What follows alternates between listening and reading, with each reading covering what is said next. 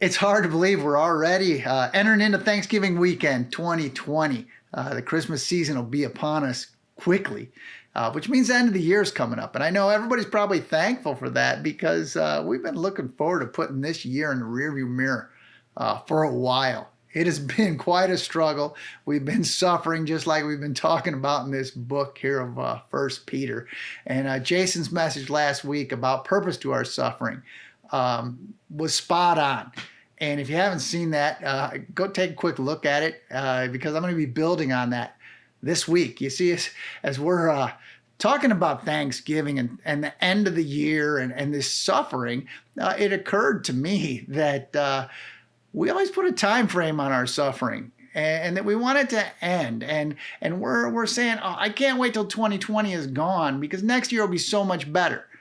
But let's be honest, we're a month from 2021. I don't see the situation in this country changing a lot in the next month. So, next year, are we going to keep saying, oh, I can't wait till 2022 and just building off that. And the line that I want to talk about, Jason covered it last week, is after you suffered a little while. So what is a little while, God? How long do we have to suffer? I mean, what is that little while? Is it a minute?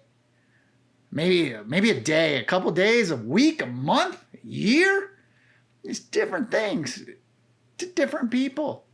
And when we're talking about an eternal God, how long is a little while compared to eternity?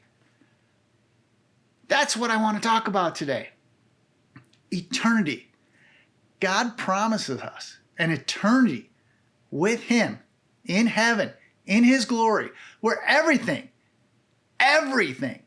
is going to be right and the way it should be. And we're going to live in this world for just a little while. And this world we live in here is broken. It's messed up. Nothing goes right. Even when we find something that we think is good, it's not as good as what God promises us. And I started thinking about that and the fact that we're suffering every day here.